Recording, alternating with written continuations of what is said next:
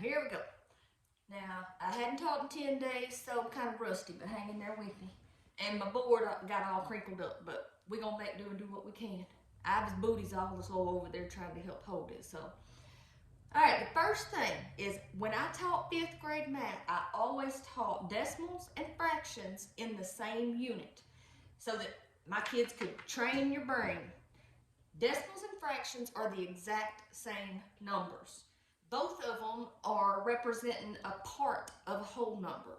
So just like a fraction is a part of a whole number, you know how if you divide a pie up in slices, each little section is a fraction, which is part of the whole pie. The same is true when we talk about decimals. Decimals are just fractions. And if we say them, I put on here, sound the same when said correctly. Because most people, if I say write 35 hundredths, they're going to write 35 over 100 because that's how we're used to seeing 35 hundredths. And most people, if I said pronounce this, say this number, they would tell me that it is 0.35. That's not said mathematically correctly. It is 0.35, but if I say it correctly, I count my place values, tenths, hundredths. So if I say this mathematically correctly, this is 35 hundredths. So this fraction, 35 hundredths, and this decimal, 35 hundredths, are the exact same number. They represent the exact same value. Now, every year I always had kids ask me, why do we start with tenths and not once?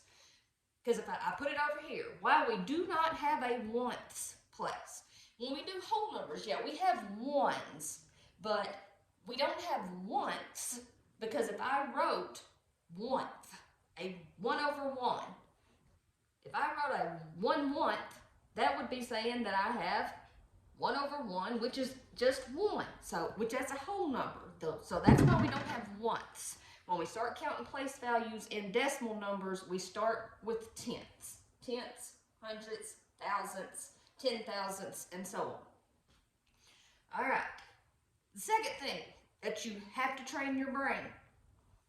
The number of digits does not determine the value or the size of the number. So if I gave you 3.17 and 3.14986, now everything in your head is going to tell you that this number's bigger because it has more digits. But that's not true when you're talking about decimal numbers. So even though the second number has more digits, its value is smaller. So 3.17 doesn't have very many digits, but it's greater than this number. So anytime you're given two decimal numbers and you're asked to compare them or put them in order, if they give you more than two, on your study guide they only give you two, but it doesn't matter how many they give you, if you're having to put them in order or you're having to compare them, greater than, less than, or equal to, stack them on top of each other and then compare each place value. So if I take this number, 3.17, and I stack them on top of each other, lining them up at the decimal point, and then I move the other one over, 3.14986, and then I just compare place value to place value, starting with the whole number. 3 and 3, well, those are the same, so they don't matter. So then I go to tenths place, 1 and 1, they're the same, so they don't matter. So then I go to the next place, the hundredths place, 7 and 4. Well, 7 is greater than 4, which means 7.317 is greater than 3.14986 because 7 is greater than 4. So it has nothing to do with how many digits there are. So we got to train our brain, not think about that when we're talking about decimal numbers. All right, so on your study guide. Now, I went ahead and put up at the top, you know what an equal sign is. It means exactly the same. But when you start talking about rounding, because rounding, you know, it means that they're not exactly the same. Sometimes you'll see these two little squiggles, And that just means they're approximately or about the same. Because when we round something, then it's no longer exactly the same, they're about the same. So sometimes you may see these two squiggles, and that's what that means. All right, on number 1, it is asking us, it said check all that are correct, or all that are true. And A, 5.000. Well, I have 5 whole ones, and when I have zeros behind the decimal like this and nothing else but zeros, then they don't hold any value. So 5 whole ones is equal to 5 whole ones. So check mark there. B, they asked you to compare to see if 0.007 is equal to 0.07. Well, let's think about that. Now, we said earlier that decimals are the same as fractions. So if I said this mathematically correctly, tenths, hundredths, thousandths, I would be saying 7 thousandths. If I say this one mathematically correctly, I would be saying 0.07, which is tenths, hundredths.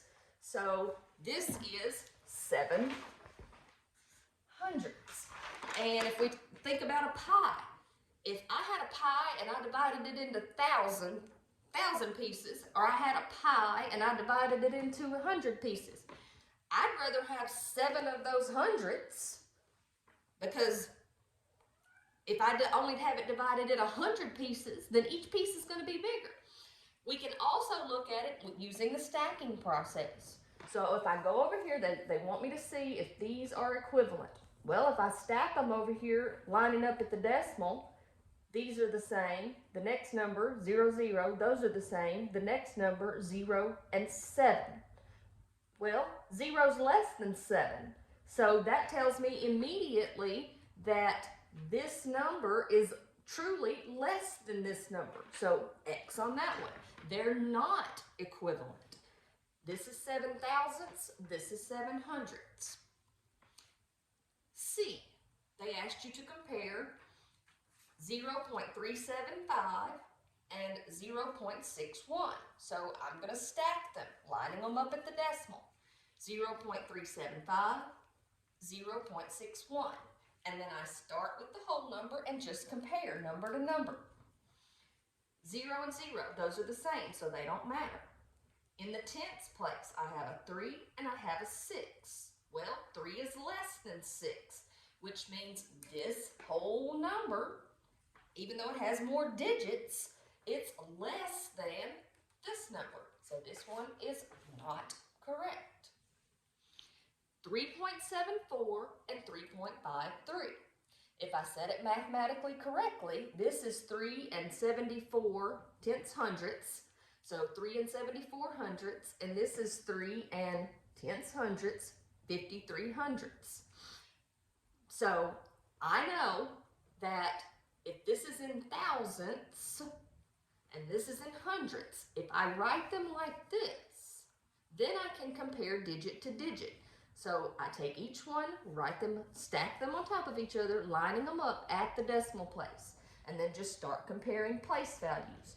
In the whole place, in the whole number place, I have 3 and 3, so they don't matter. So I move on to the tenths place. I have a 7 and a 5. 7 is greater than 5, so that makes this entire number greater than this number. So this is correct. My arm might have just been in the way for that whole thing. I don't know, I wasn't looking back at the camera. We'll go over it when we FaceTime. All right, number 2. It wants you to compare. It gives you a number. It gave you 17.092. That's what it gave you. And then it gave you a bunch that were written in extended form. And then it gave you some in words. What you need to do is always just write them all as digits, and then you can compare them. So the first one, it gave you 10, I think it was 10 times 1, I'm not looking at it right now, which means that has a value of 10. And then it gave you 7 times 1, which gives you a value of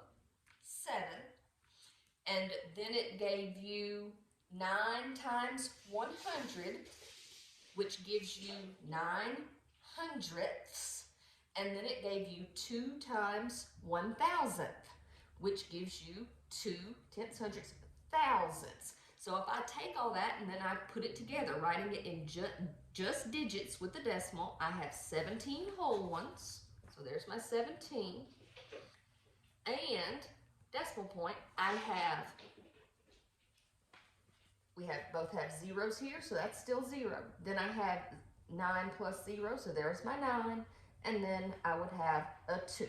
So if we actually went out and stacked it out on top of each other, we would have 0.09 plus 0.002, which would give me 0.92. So that's where I came up with that. And we're going to get to adding decimals. I know we've worked with that before. Okay, so I take the next one that was written. I have 10 times 1, so I have 10 whole ones. Plus I have 7 times 1, so I have 7 whole ones. Then it gave me 9 times 1/10, which is 9 tenths. And then it gave me 2 times 100th, which is 2 hundredths. So I put it all together. I have 10 whole ones and 7 whole ones, so I have 17. And then I have 9 tenths and 2 hundredths. This is not the same as this, is it? Because if I took what they gave me originally and I stacked it with this one, lining up at the decimal, these are not the same, are they? This digit's the same, so it doesn't matter. This digit's the same, so it doesn't matter. But these digits are different. So these two things are not the same. So X that one. The next one, they gave it to me in words. We have 17 whole ones and 92 hundredths, tenths, hundredths. We just compared those, didn't we? If we line these two things up by the decimal, these two are not the same. The next one that they gave you was 17 and 92 tenths.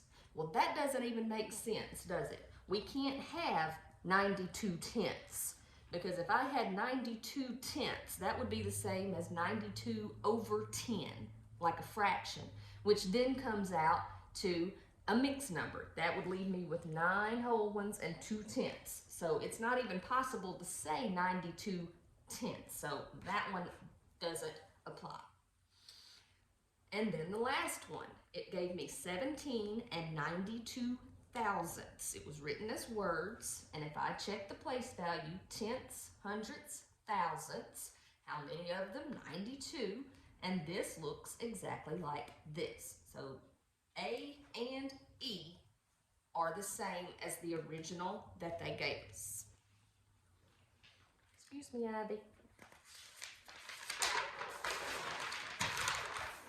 Okay, when rounding.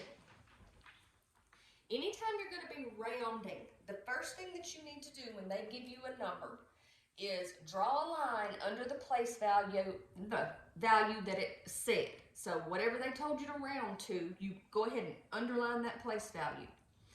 And then you look behind him. If the number behind him is 5 or more, it's like I call him Big Bully 5 or more. If it's Big Bully 5 or more, then he's going to kick that number in front of him and make him bump up 1. So they told you to take 7.9156 and round it to the hundredths place. So the first thing I'm going to do is underline the hundredths place. So tenths, hundredths, 1 is in the hundredths place, so I underlined it. And then I'm going to look behind him. So I always have my kids just draw a little arrow, look behind him to see if it's a Big Bully 5 or more. Well, it is a Big Bully 5 or more. So he's going to kick the 1 and make him a 2.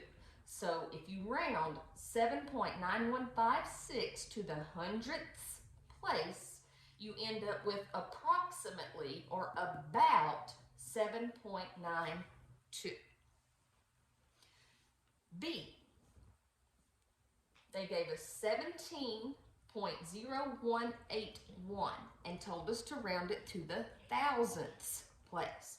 So the first thing I need to do is count out to the thousandths place. Tenths, hundredths, thousandths. And I'm going to draw a line under whatever place value they say.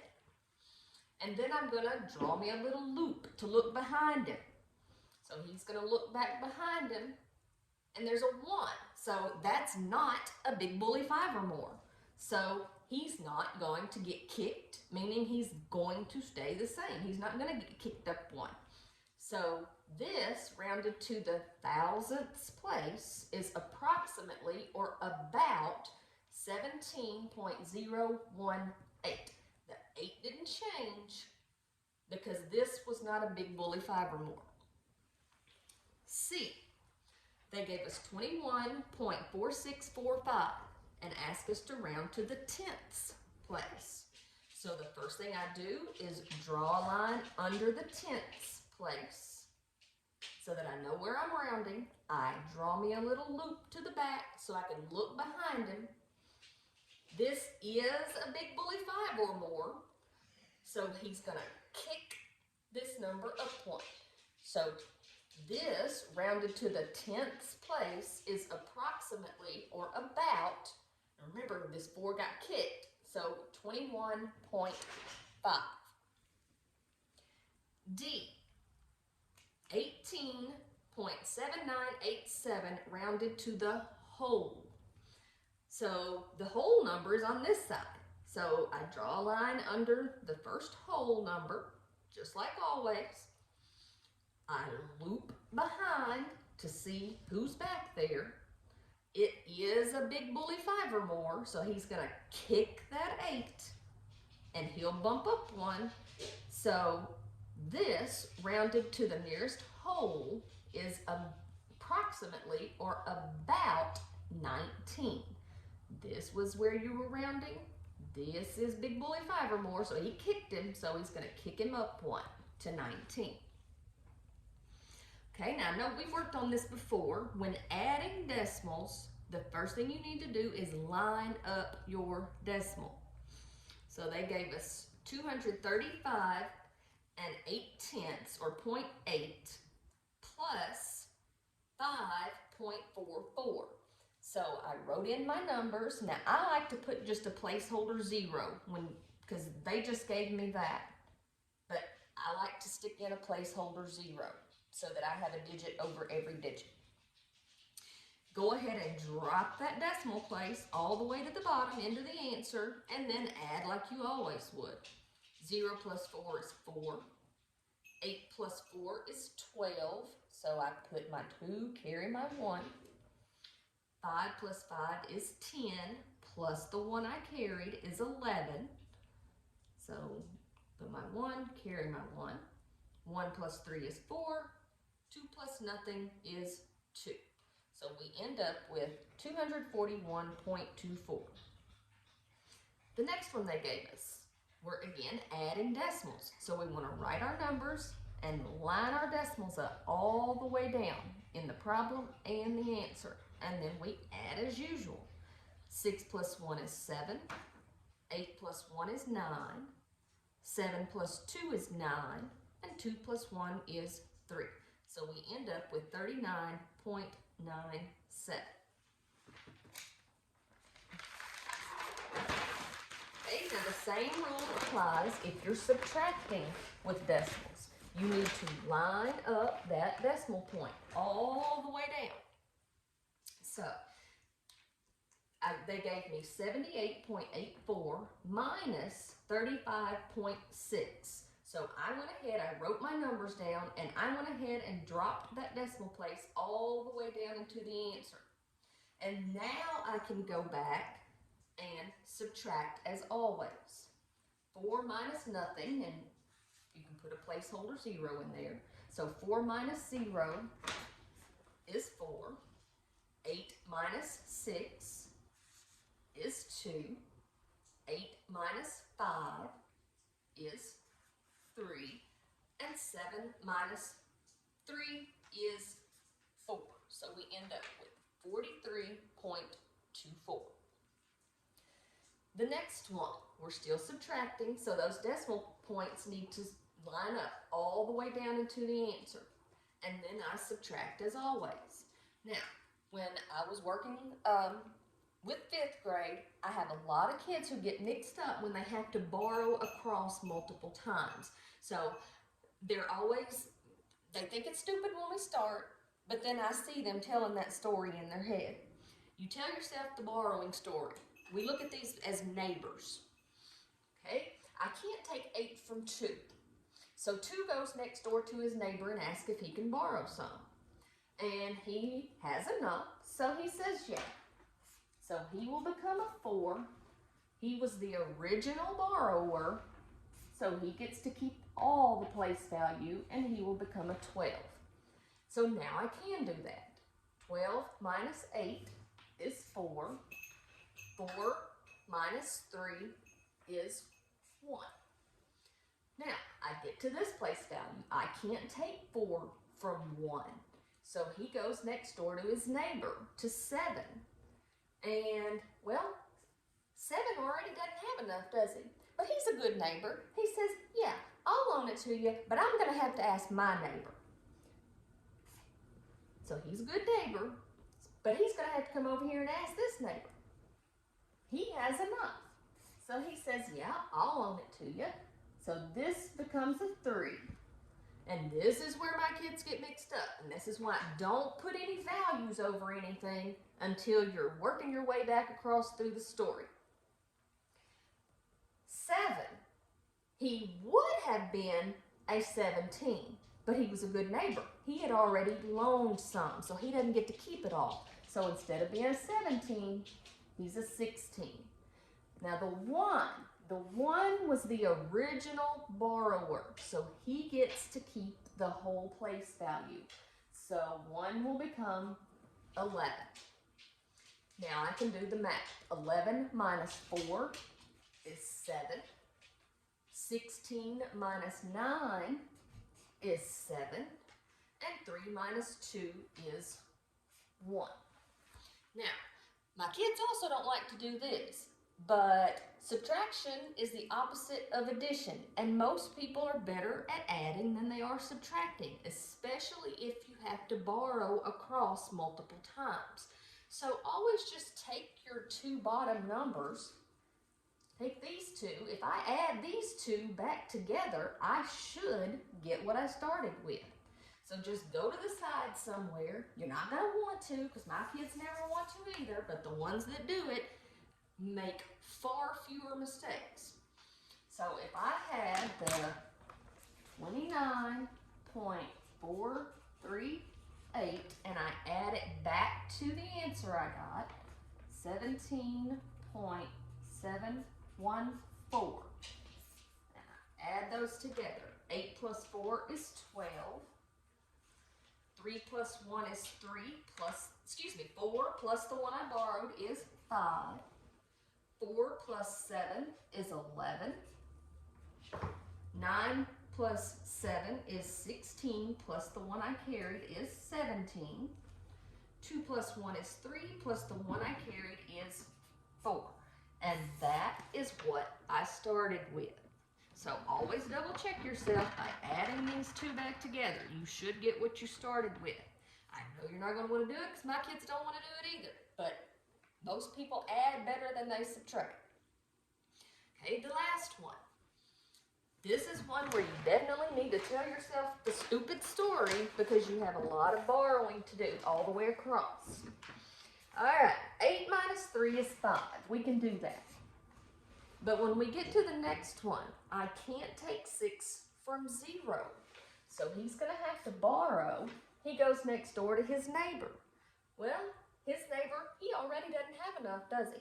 He said, but he's a good neighbor. He says, yeah, I'll lend it to you, but I'm going to have to borrow some first.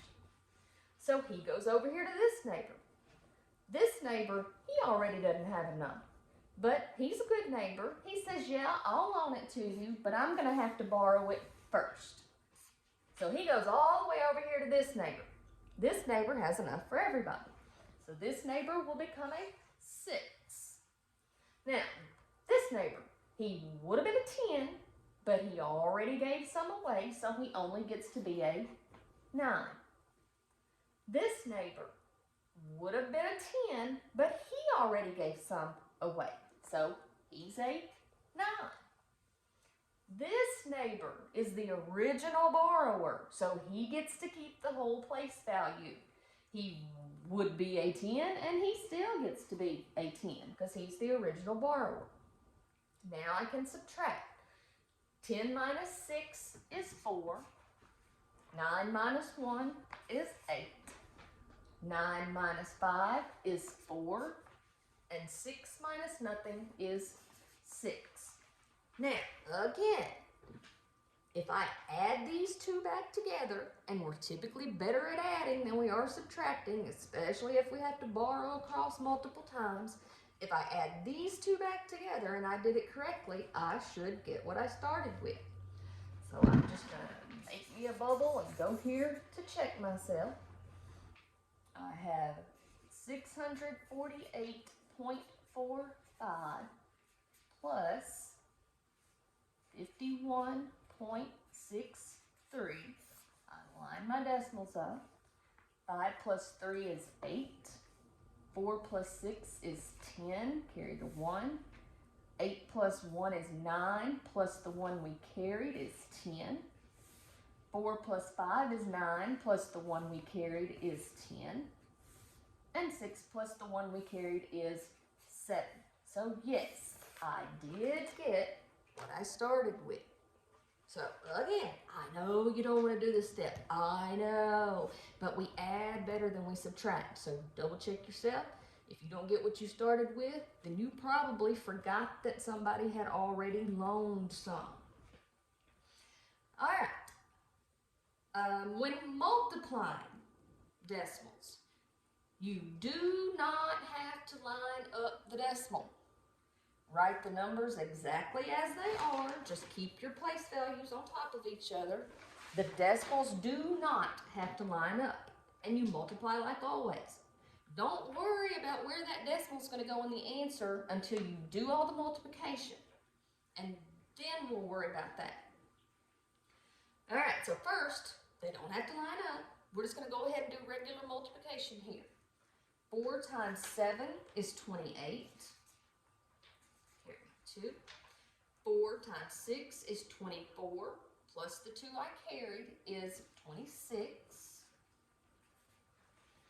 4 times 3 is 12, plus the 2 I carried is 14. Now, we're working with the second number. We're going to be in the second row, so we need our actual math to start under the second number. So I'm going to placeholder 0 here. I've already used these two, so I'm going to scratch them out. 1 times 7 is 7. 1 times 6 is 6. 1 times 3 is 3. And I'm going to add those together. So 8 plus 0 is 8. 6 plus 7 is 13. Carry my 1. 4 plus 6 is 10, plus the 1 I just carried is 11. 1 plus 3 is 4, plus the 1 I just carried is 5. Now, I said don't worry about the decimal until you get all the way down to the answer. Once you have your digits, then worry about where that decimal goes. You're going to count the digits behind the decimal. Behind means this way, because we read from left to right. And that's how, in the whole problem, and that's how many will be behind the decimal in the answer. So in the whole problem, I have 1, 2, 3 digits. The 6, the 7, and the 4 are all behind the decimal because we read left to right.